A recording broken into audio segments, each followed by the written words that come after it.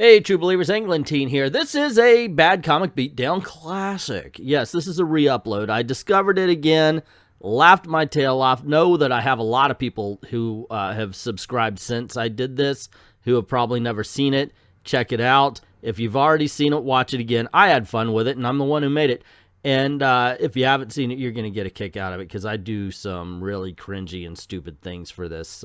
Anything to get a laugh, I guess. Anyway, the only thing I re-recorded was the end. Everything's the same, including the intro, which this was before True Believers, and during the hurricanes, or right after. So by all means, once again, I hope you guys enjoy it, and for those of you who have seen it, I hope you enjoy it again. Hey kids, it's Englentine, and Marvel won't stop making these Generations books, and so I won't stop making videos about them. It's Captain Mar-Vell and Captain Mar-Vell in the Bravest. Normally, I don't like to give a lot of backstory because some people are going to watch this video long after this, but this is after the hurricane. I'm in my room, and there is no air conditioning, so it's a little bit hot. You merely have adopted the heat. I was born into it, and I say it's hot as balls. So the book opens with basically Carol Danvers wondering where she is, and she's saying, hey, I was about to give Captain America a piece of my mind, which if you read Secret Empire, and I advise you don't, you would realize she didn't do jack. I mean, she did absolutely nothing. And she said, I was going to give him a piece of my mind. No, you weren't, because by the time they re-evaporated or whatever, he was gone, and then they just stood around and going, yay, we did it, when, you know, nobody but Captain America, the real one, did anything. So anyway, we also see that they cut through any dramatic tension or any seriousness of the story by showing pew pew as the sound effect for the lasers. And then we get the start of what feels like about 70,000 pages worth of Wizard of Oz references that just reminds us that there is something we could be doing that we'd find more entertainment out of. Read this book. Watch a beloved classic. Ooh.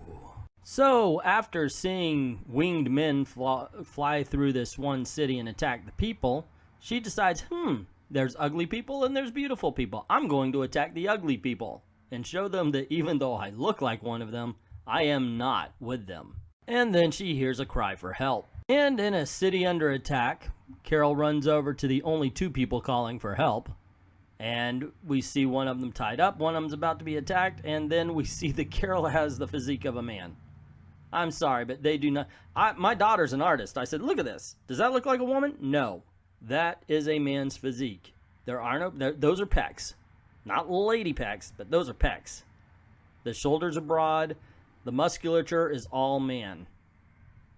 You've done it.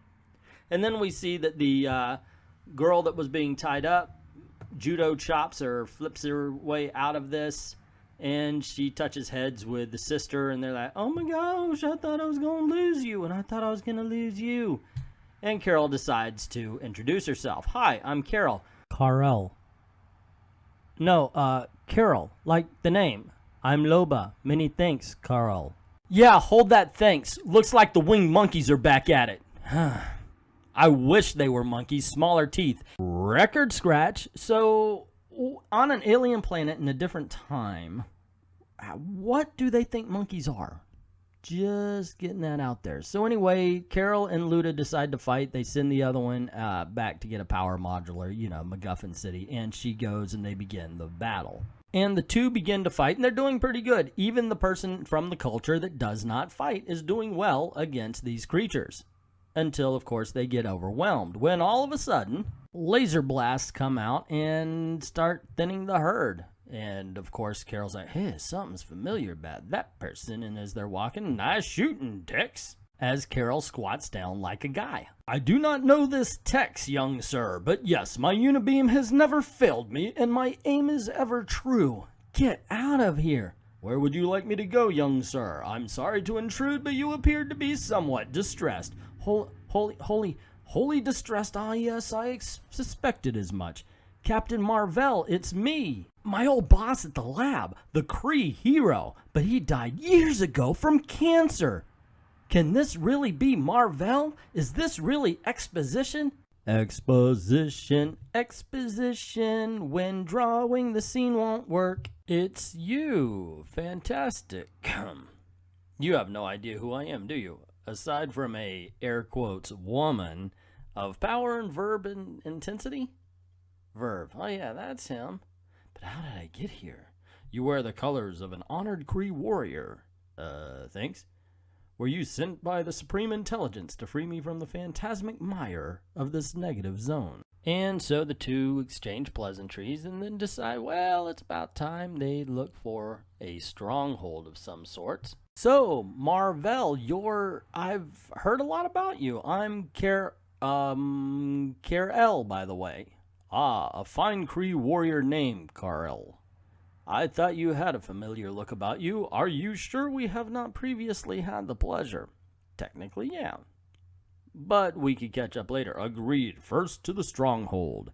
The entrance to the tunnel must be back here. I see no tunnel, but the negative zone can be deceiving. Not that deceiving. Click. And of course the floor falls. Let's go. Ladies first. Obviously that was a plot contrivance in order to make me look stupid and you look smart. I wonder if this will come back up at us again. So those, what did you call them? Scavengers? Is that like a negative zone thing? Don't worry, the scavengers, as long as I'm here, I won't let anything happen to you. Funny, I was thinking the same thing. Ha ha ha ha ha. Quick wit, lady boy friend. Do these lady biceps look I'm lady joking? And I'm not worried. I'm wondering, why are the scavengers attacking this planet or even the negative zone? If you're not worried, then why discuss it, Carl? I believe it's something you like to call women's intuition. Wait, really? Woman? Plus the fact that those scaves are plenty tough to put down. The scavengers are the servants of Annihilus. Annihilus? Can't these guys ever get a normal name like Fred? There is nothing normal about Annihilus. That doesn't even make sense. Is that supposed to be his line? I think they messed up on the word ballooning on this one. Anywho, we continue. Annihilus, the legends say, was born... Shit. Annihilus, the legends say, his hatred was born of a desire to survive. So fearful is he of death that he perceives all other life forms as a threat. With his cosmic control rod, an item of immense power, he travels the negative zone, razing world after world, crushing any society he believes could do him harm. Luckily, his wrath is contained to the negative zone, for few are those who have crossed his path and lived to survive. What? Lived to not survive. Lived to survive. I think you can only do one of those. If you don't live, you can't survive. I would like to apologize, dear reader, for this mistake and the mistake with the word balloon on the previous page, not to mention the fact that in a feminist book, they drew Sue Richards as if she had Down syndrome. I wish that this was an uncommon mistake, but obviously these pages were created on Milkshake Day. Hashtag fire the editor. This is the one you spoke of. The one who thought she could resist me and live. I have a name, you know. And what of the others? I will have them. I will destroy them. Yes, you will find them, for I am Annihilus of the living death. My breath comes out in a fiery stream, and I stole Mysterio's color scheme.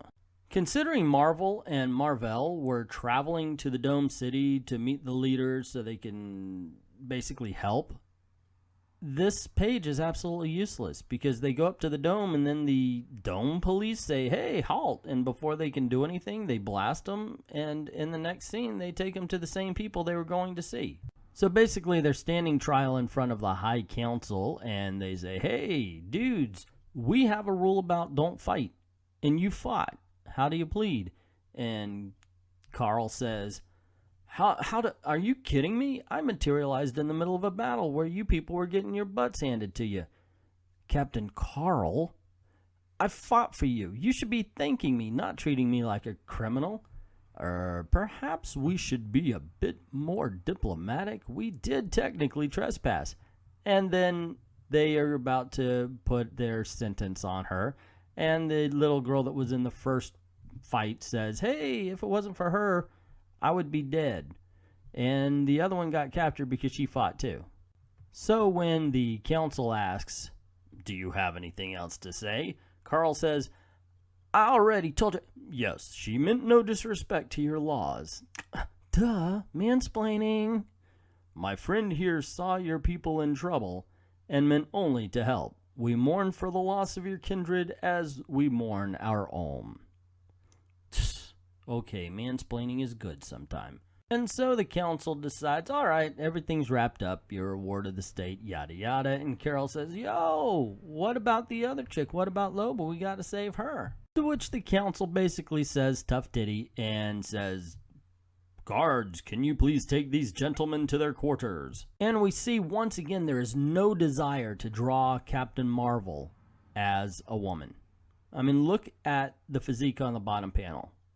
There is nothing feminine in that. Look at the difference between hips and the drawing of both Captain Mar-Vells. It's really, really bad. "Captain, you must calm yourself." "Are you kidding me? We're trapped in a Medonian prison." "Tell me, has the Imperial Academy abandoned all protocols regarding an officer's temperament?" I called you a bitch. "Temperament? If not for these stupid power dampeners, I'd have already busted out of here." "We can't do that. They're interplanetary protocols." "Listen, buddy, there are people counting on me, and every second I'm here, I'm not there." Oh, Manverse, I don't think that you're as important to the universe as people like to say you are.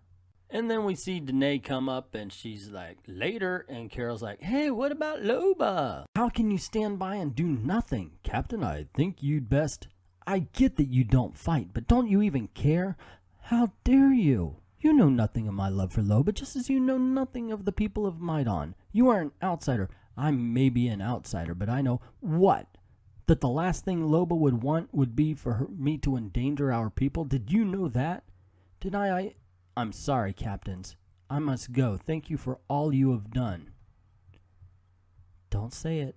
"Oh, I've already said it, but I won't say it again, not aloud. It's just that I've lost people, Mar-Vell. You know, for the hero that they're trying to basically set the entire Marvel universe around, she really is not written well. And I understand that's what this entire review / parody is, but she is whiny, she's self-centered. I mean, honestly, it feels like the only reason she even helps people is because it makes her feel good. And if I seem forthright, it's just that I see so much of myself in you, young Carl. I, too, was a decorated war hero loyal to the cause, a true man of the Kree, but everything changed when I was sent to the planet Earth. Though my mission was to observe, I found myself drawn to the people. The more I came to know humanity, the more things became complex. I became a protector of the very people I might one day have to destroy. The heroes of Earth didn't always accept me, but still I fought for them, even when they thought I was an enemy because of it. Even when Yon-Rogg hated me for it. Even when our supreme intelligence honored me for it. I could never let go of my obsession with humanity. It fed my vendetta against Yon-Rogg and led to my imprisonment in the negative zone. But there is so much more I wanted from life. So much I loved and lost.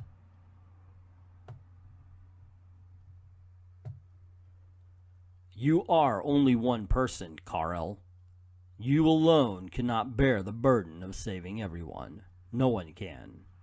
You know, looking at you there, you remind me of an old friend. But more mannish. She was a lot more pretty. Had boobs. Boobs are good. You should decide to get boobs. Or not. I can't really tell which direction you're transitioning into, Carl. So it turns out that Annihilus is attacking the dome cities, so Danae lets the captains out of their jail cells so they can go and fight. And it's your pretty standard fight scene. It's in the air, you know, some pretty pictures. It's not great. It's kind of bland. And then something stupid happens as we see Danae go, "Hey, wait a second. We stood idle for far too long." And then we see basically the culture that has grown to not fight and not do violent things basically wipe out the culture that wars all the time to kill other species. Yeah, I mean, that is the story that the writer came up with. I didn't even check to see who the writer was. Yeah, it doesn't matter at this point. It's not a good book. So another stupid thing that happens is Danae calls out over the sound of the battle that the peaceful people are winning against the warriors. Captains, we have this in hand, but we have no hope as long as Annihilus has marked Midon as a target. You must stop him. Oh, and side note, rescue Loba. And then, of course, because you can't have Carl Manvers say anything smart, she goes, "There's Annihilus's ship. It's the only thing in the sky." They burst in, and Mar-Vell says, "Carl, we have yet to discuss our strategy. Annihilus is not someone to be trifled with. The strategy is simple.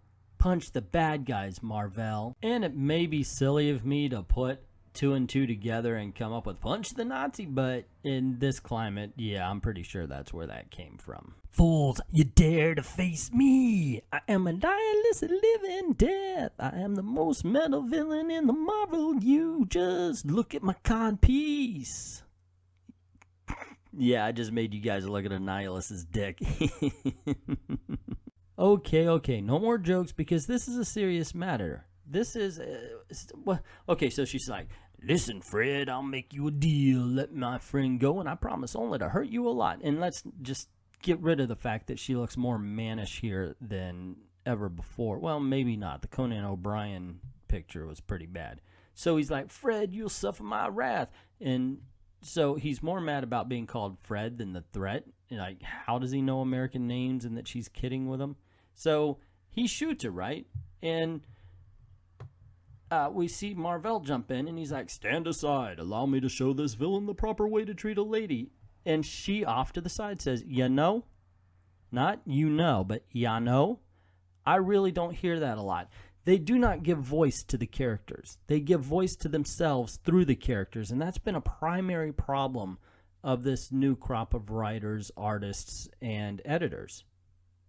So anyway, now, mind you, she is saying this from offside after she gets shot, and if you pan down to the panels of or the panel of her, she's struggling. So between the time she got shot and she is laying down smoking and struggling, she says, "Yano, I really don't hear that a lot." Who thought that was good storytelling? And since we can't have the man save the woman that's transitioning, Captain Mar-Vell gets knocked aside by Annihilus, and he's about to shoot, and she's like, "Hey, he's helpless." And then she jumps in front of the beam because, you know, she's supposed to save Mar-Vell. "Carl, don't worry for my fate. If we don't prevail, this was all for naught. Puny mortals, I am the most metal villain of the Mar-Vel. You made mistakes in trying to challenge me." Oh, Fred, you're the one that made mistakes. And even though Carl had been shot twice so badly she ended up in Mar-Vell's arms, she gets up and she blasts Annihilus so powerful, his control rods fall out and he gives up. And now Mar-Vell's dialogue at this point doesn't matter, but what it should be is, "Dude, why didn't you freaking lead with that?" I mean, seriously, why wait for the most powerful blast to the end of the battle? It does not make any sense. But then again, this book is bad. It really is. Okay, I'm sorry, I'm talking over it here. Let's see what's... You know what? It doesn't matter. At this point, we see everybody wrap up, and then Carol Danvers carries Mar-Vell because you have to emasculate the classic heroes. And mind you, Mar-Vell is not incredibly classic. He really hasn't been a significant part of the Marvel U for a long, long time. Even when they tried to bring him back, it just didn't work. So I understand, and this is one of the legacy characters I can handle. Changing Carol Danvers to Captain Marvel? Sure, fine, it doesn't matter. But this book was so disrespectful to everybody. I mean, there are scenes where she's been put in her place by Mar-Vell, and with good reason. But in all honesty, I'm having a hard time finding out or figuring out who is this for. It's disrespectful to the readers. It's disrespectful to the characters. It's disrespectful to the history of Captain Mar-Vell. This is not a good book in any way, shape, or form. The writing is horrible.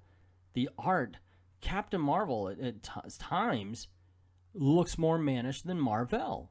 I mean, they are taking it to an extreme. They are trying to overcorrect so much that they are making her look unpleasant. I mean, making it unpleasant for us to look at her. And I've been stating for about 1.5 years now that is, in my opinion, sexist. It's misogynist. If you can't make a feminine hero strong, if you believe that a woman only can be strong the more mannish you make her, you're not making a strong woman, you're making a weak man. And that's where the gender identity idiots really drop the ball, because they think feminine is bad. They think masculinity is toxic, and neither one is true. It's just different. And neither one is better. Better at some things and worse at others, but that's just life. And that's the problem. And that's the problem with these books. They stopped being about real characters and just about politics, gender politics, mostly. I don't know. The book suffers. It's not good. But the thing is, I can see how it could be. If they had written Ms. Mar-Vell, and by that I mean Carol Danvers' Ms. Mar-Vell, instead of Captain what are we calling now? Carl Manvers. And if they didn't write Carl Manvers, this book would actually be good. And that was how I ended the video. Except, I mean, like, the literal last words are, yeah, what do you think about it? I don't know why I was so low energy. Anyway, let me know what you thought about this video. If you've seen it before or not, put it down in the comments section. Don't forget to click like, share, subscribe. Hit that notification bell if you haven't done it already. And don't forget to go on over to Patreon or to Ko-Fi. I said VidMe in the original. That's why I'm recording it. And help support the channel. Alrighty, and if you have enjoyed this video, by all means, click on any of the boxes that are popping up. And I'm going to put the Wolverine one out tomorrow. So, I'd like to thank everybody who's already gone to Patreon and Ko-Fi. Don't forget to do it yourself. And thank you very, very much for watching.